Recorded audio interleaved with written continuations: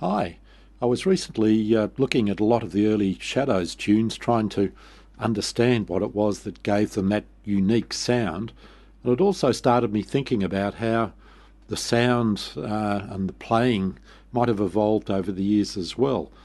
And one of the tunes that's been fairly well represented in their repertoire over the years has been that number one classic, of course, Apache. And it's been really quite interesting to see how the sound, and particular Hank's playing style, has evolved over the years. The obvious starting point was that single released in 1960. Here's a couple of bars from it.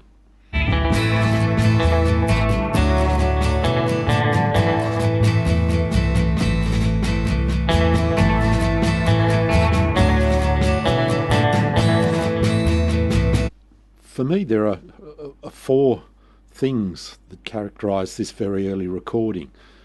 Firstly, Hank hardly uses the tremolo arm at all, certainly in this opening passage.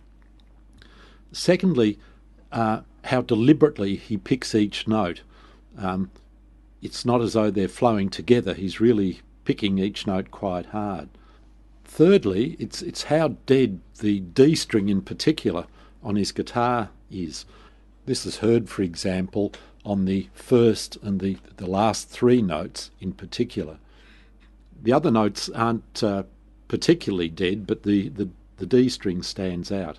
Finally, there's the sort of beautiful, lush quality of the recording, almost three-dimensional. The next example I could find was from a 1960 TV show, which I think might have been Crackerjack. Let's have a listen to that one.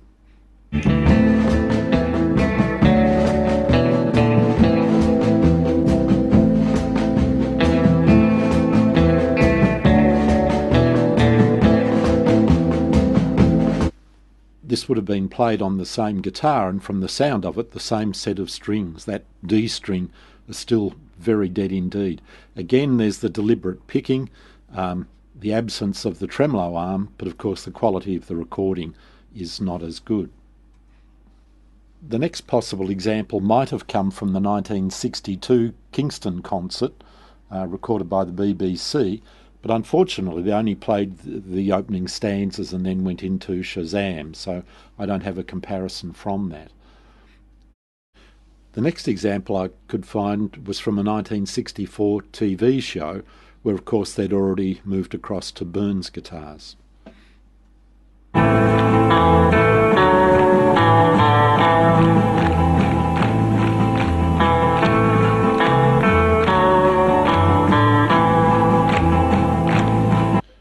What strikes me from this performance is, firstly, I guess we've lost the dead D string, so there's sustain on all strings.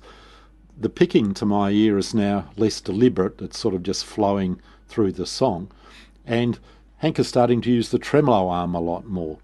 I think that these three things together have lost some of the sort of the raw simplicity of the original Apache recording.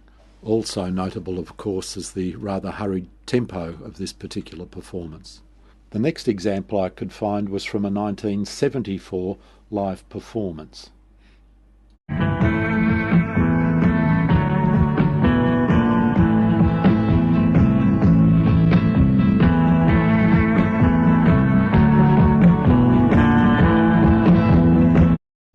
Here, Hank's use of the tremolo arm is even more accentuated, and the notes are just flowing together in a fairly even fashion, and to my ear at least, it's lost a lot of the original energy and drive from that original recording. We now move on to 1975 for a recording of the Paris Olympia live concert.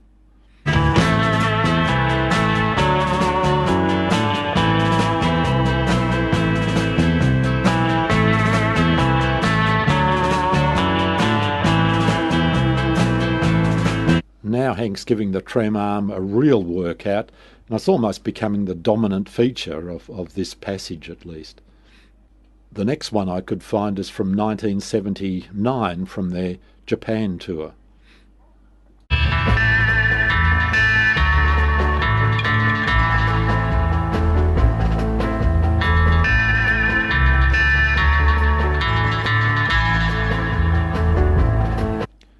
Well, you might say, my goodness, what on earth were they thinking? Perhaps they thought an oriental touch would go down well with the local audience. Again, heavy use of the tremolo arm. The echo unit used here was probably a Maestro Echoplex, giving that rather funny sounding single clicky echo. We then jump to 1989. There's a couple of examples here. One is from their Live in Liverpool concert, and the second one is from the Polydor CD.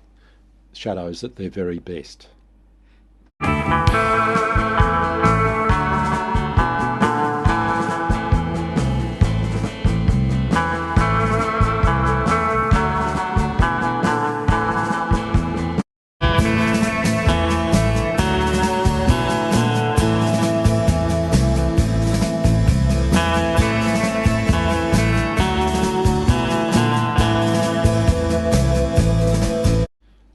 These two are interesting in that the trem arm is again given a real waggle in the live concert, but for the Polydor CD, Hank has obviously tried to get closer back to his original sound, and he's been more tempted to leave the trem arm alone, although there's still the odd waggle here and there. Both versions, however, are still lacking that attack on the string and the deadness of the strings of the original recording. Fast forward now to the year 2000 for his performance at the Millennium Concert.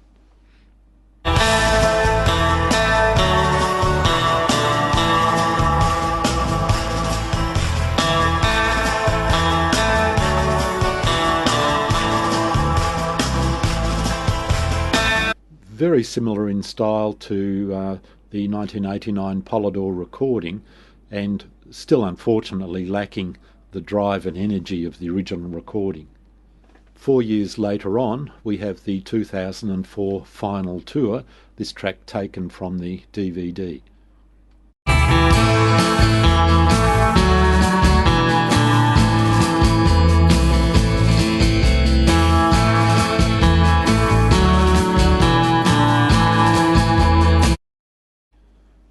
Again, very similar in playing style to the 1989 Polydor version, but still lacking the drive of the original, partly accentuated by the deadness of strings on that original recording.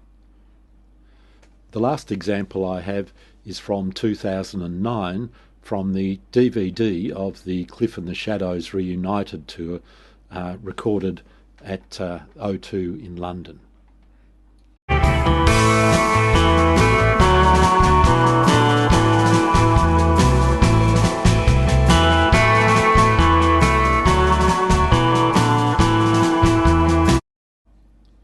Again, very close in style to the 1989 Polydor recording. Use of the tremolo arm, but not as bad as during the 70s, but the notes ringing on into one another. Just to recalibrate our ears, let's now go back to that original recording.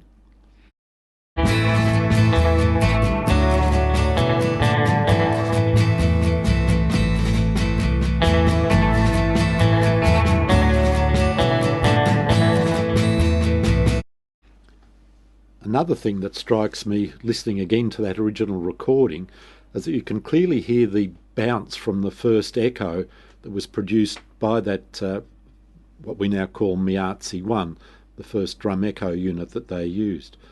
It's almost there in the 1960 Crackerjack, but it sounds like they were driving the unit quite hard there so that the echo was compressed. In 1964 probably weren't using the Miazzi, but certainly all the later concerts they weren't, so that particular feature wasn't there. Curiously enough, it's almost there from the 1979 Japan concert, but the character of the echo there is completely wrong. Rather than lying subtly in the background, it's a clicky echo that comes out clearly after each note.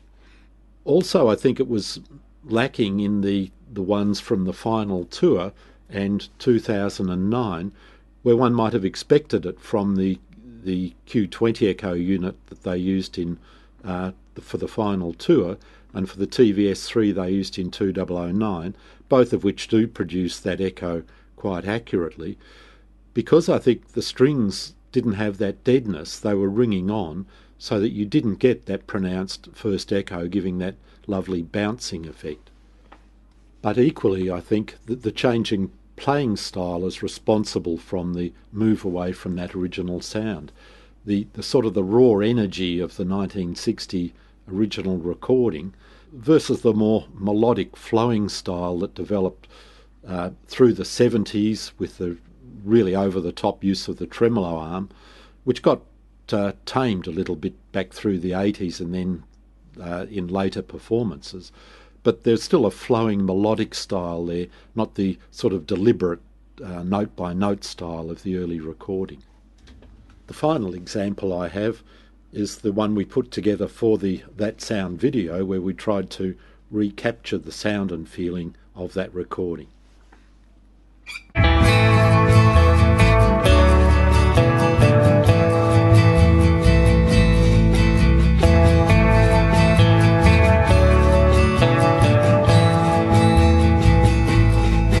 This was played by Gary Taylor, and he's tried to emulate that very dead D string by lightly damping notes played on that particular string to get the effect. He's left the tremolo arm completely alone. He's also deliberately picked each note to get more of the feeling of the original recording. We've also got that fairly subtle echo bounce going on behind each note. So there you have it. That's our Apache journey from then till now, and I think it's really interesting to see how changes in playing style in particular have led to a different dynamic for the performance, and also that by trying to go back to that same original style and with the right equipment, it is indeed possible to recapture some of the magic of that original recording.